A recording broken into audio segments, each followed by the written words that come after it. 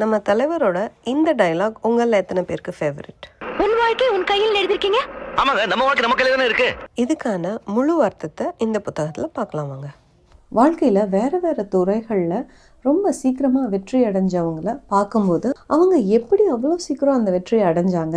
பெரும்பாலானவர்கள்கிட்டேருந்து நான் கற்றுக்கிட்ட ஒரு விஷயம், start working on your mind set. நீங்கள் வாழ்க்கையில் எங்கேயோ ஸ்டக் ஆன மாதிரி ஒரு ஃபீலிங் இருக்கா? பயங்கர ஸ்ட்ரெஸ்ஸாக இருக்கீங்க, பர்சனல் டெவலப்மெண்ட்காக யோசிச்சுக்கிட்டு இருக்கீங்களா? க்ரோத் மைண்ட் செட் வேணும் அப்படின்னு நீங்கள் யோசிக்கிறீங்களா? இந்த விஷயங்கள்ல ஏதாவது ஒரு விஷயம் உங்களோட ஒத்து போச்சுன்னா நீங்கள் இந்த காணொலியை கடைசி வரைக்கும் பாருங்கள். உங்களுக்கு தேவையான கிளாரிட்டி கிடைக்கும்னு நான் நம்புகிறேன். நம்ம இன்னைக்கு பார்க்க போகிற புத்தகம் அவேக்கன் த ஜெயண்ட் வித்தின், டானி ராபின்ஸ் எழுதியிருக்காரு.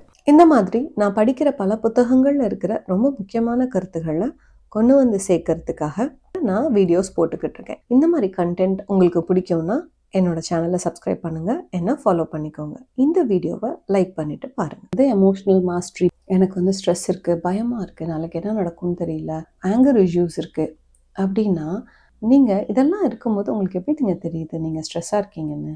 ஒன்று உங்கள் மூச்சு சரியாக இருக்காது, இல்லைனா மனசு கஷ்டமாக இருக்கும். இதில் இதெல்லாம் எப்படி வெளியில் வரலாம் அப்படின்னா, அதுக்கு நீங்கள் ஒரு ப்ரீதிங் எக்ஸசைஸ் இல்லைனா ஃபிசிக்கல் மூமெண்ட் பண்ணலாம், இல்லைனா மென்டல் ஃபோக்கஸ் ஷிஃப்ட் பண்ணலாம். இந்த மாதிரி விஷயங்கள் பண்ணி நீங்கள் அப்படியாப்பட்ட எமோஷ்னல் இம்பேலன்ஸ்லேருந்து வெளியில் வர முடியும். உங்களோட எமோஷ்னல் ஸ்டேட்டு சோகமாக இருக்கும்போதோ கோபமாக இருக்கும்போதோ உங்களால் ஒரு டெசிஷன் எடுக்க முடியாது. அப்போ உங்களோட சூப்பர் பவர் என்னது? கோபத்துலேருந்தோ சோகத்துலேருந்தோ இல்லை ஸ்ட்ரெஸ்லேருந்தோ உங்களை நீங்களே வெளியில் கொண்டு வரத்துக்கான தாரக மந்திரம் உங்களுக்கு தெரிஞ்சிருக்கும். ஐயோ நான் ஸ்ட்ரெஸ்ஸாக இருக்கேன், எமோஷ்னலாக இருக்கேன், நான் இப்போ ஆங்கராக இருக்கேன் அப்படின்ற விஷயத்துலேயே நீங்கள் டுவெல்வ் ஆகி அதுலேயே உங்கள் வாழ்க்கையை வாழாமல் திரும்பி அந்த இதுலேருந்து வெளில வந்து கான்ஃபிடென்ஸ் எப்படி ரீகெயின் பண்ணுறதுங்கிறதுல தான் நம்ம கான்சென்ட்ரேட் பண்ணணும். எப்படி இதை சரி பண்ணுறதுங்கிறதுக்கு சில ஸ்டெப்ஸ் சொல்கிறாரு. ஃபர்ஸ்ட் நீங்கள் என்ன ஃபீல் பண்ணுறீங்கன்றதை ஃபர்ஸ்ட் அண்டர்ஸ்டாண்ட் பண்ணுங்கள். நான் சோகமாக இருக்கேனா, கோபமாக இருக்கேனா, இல்லை ஃப்ரஸ்ட்ரேட்டடாக இருக்கேனா அப்படிங்கிறது உங்களுக்கு தெரியணும். அது தெரிஞ்சதுக்கப்புறம் ஃபர்ஸ்ட் அதை அப்ரிஷியேட் பண்ணுங்க. கரெக்டு தான், இந்த மாதிரி நடந்துருச்சு, இதனால நான் கோபமாக இருக்கேன், இல்லை இதனால நான் சோகமாக இருக்கேன். ஓகே, அடுத்ததான் நீங்கள் பண்ண வேண்டியது, இது நமக்கு தேவையில்லாத எமோஷன்ஸ், இந்த நேரத்தில் இது தேவையில்லை அப்படின்னு அதை எப்படி நீங்கள் ஓவர் கம் பண்ண முடியும்? டீப்பாக ஒரு ப்ரீத் எடுக்கலாம், இல்லைனா எந்திரிச்சு நில்லுங்க, ஒரு சின்ன வாக் போயிட்டு வாங்க. அந்த உட்கார்ந்த அந்த இடத்துலே இருக்காதீங்க, அங்கேருந்து ஒரு குவிக் வாக் போயிட்டு வாங்க. ஒரு கிளாஸ் தண்ணி குடிங்க. இது ஏதாவது உங்களை அந்த மூட்லேருந்து வெளியில் வர ஹெல்ப் பண்ணும். ஒவ்வொரு ஃபிசிக்கல் ஆக்ஷன் பண்ணும்போதும் கண்டிப்பாக நம்ம பிரெயினில் ஒரு கெமிக்கல் ஆக்ஷன் இருக்கும். அப்போது நம்மக்கிட்ட இருக்கிற அந்த ஸ்ட்ரெஸ்ஸு கொஞ்சம் வெளிவரும். எப்போவுமே நீங்கள் மனசில் ஒரு காம்னஸை ப்ராக்டிஸ் பண்ணுங்கள். உலகத்தில் எவ்வளோ விஷயம் ஓடினாலும் உங்கள் மனசு காமாக இருந்தது அப்படின்னா எந்த விஷயத்துக்குமே சரியான ரெஸ்பான்ஸை நம்மளால் கொடுக்க முடியும். நம்ம மனசு குழப்பத்தில் இருக்கும்போது எந்த ஒரு விஷயத்துக்கும் சரியான முடிவை நம்மளால சொல்ல முடியாது. ரொம்ப பிரச்சனை மிகுந்த ஒரு இடத்துல நீங்கள் ரொம்ப காமாக இருக்க மாதிரி யோசிச்சு பாருங்கள். இப்போ நீங்கள் ஸ்ட்ரெஸ்ஸாக ஃபீல் பண்ணுறீங்கன்னா உடனே இந்த ஸ்டெப்ஸை எடுக்க ஆரம்பிங்க. இப்போ ஒரு ப்ரெசன்டேஷன் கொடுக்க போகிறீங்கன்னு வச்சுக்கோங்களேன். கடைசி நேரத்தில் இருக்கிற ப்ராக்டிஸை விட்டுருங்க. கடைசி நேரம் ஒரு ரூம்குள்ளே உள்ளே போய் ப்ரெசென்ட் பண்ண போகிறீங்க அப்படின்னா அப்போது கடைசி நேரத்தில் ரிஹர்சல் பண்ணுறதுலாம் வேணாம். ஏன்னா உங்கள் மூளைக்குள்ளே ஏற்கனவே பல வாட்டி நீங்கள் ரிஹர்சல் பண்ணி பார்த்துருப்பீங்க. நீங்கள் அந்த நேரத்தில் பண்ண வேண்டியது காமாக ப்ரீத் பண்ணி நல்லா டீப் இன்ஹேல் டீப் எக்ஸேல் பண்ணி உங்களோட அந்த படபடப்பை ஒரு நார்மலுக்கு கொண்டு வாங்க. நீங்கள் உள்ளே போனீங்கன்னா கண்டிப்பாக உங்களால் நல்லா பெர்ஃபார்ம் பண்ணணும். அடுத்து நியூரோ அசோசியேட்டிவ் கண்டிஷனிங்னு ஒரு விஷயம் சொல்கிறாரு. அதாவது இப்போ நாம் ஒரு விஷயத்த மாற்றணும்னு நம்ம முடிவு பண்ணிட்டோம். அப்போது ஃபஸ்ட்டு எந்த விஷயத்த மாற்றணும், அதில் என்ன லாபம் இருக்குது அப்படிங்கிறத பாருங்கள். தள்ளி போடுறத மாற்றணும்னு நினைக்கிறோன்னு வச்சுக்கோங்களேன். அப்போ அதுதான் நம்ம பார்க்க வேண்டிய பிஹேவியர். ஃபஸ்ட்டு நீங்கள் மனசுக்குள்ளே என்ன யோசிக்கணும்னா, தள்ளி போடுறதுனால எனக்கு இவ்வளோ பிரச்சனை வந்திருக்கு, அது எவ்வளோ மோசமான விஷயம் அப்படிங்கிறத ரியலைஸ் பண்ணணும். அதுதான் செகண்டு. தள்ளி போடாமல் இருக்கிறதுக்கு ஒரு ரொம்ப சந்தோஷமான ஒரு விளைவை யோசிச்சு பாருங்கள். தள்ளி போடாமல் இருந்தால் வாழ்க்கையே செட் ரைட் ஆகிடும் இல்லையா?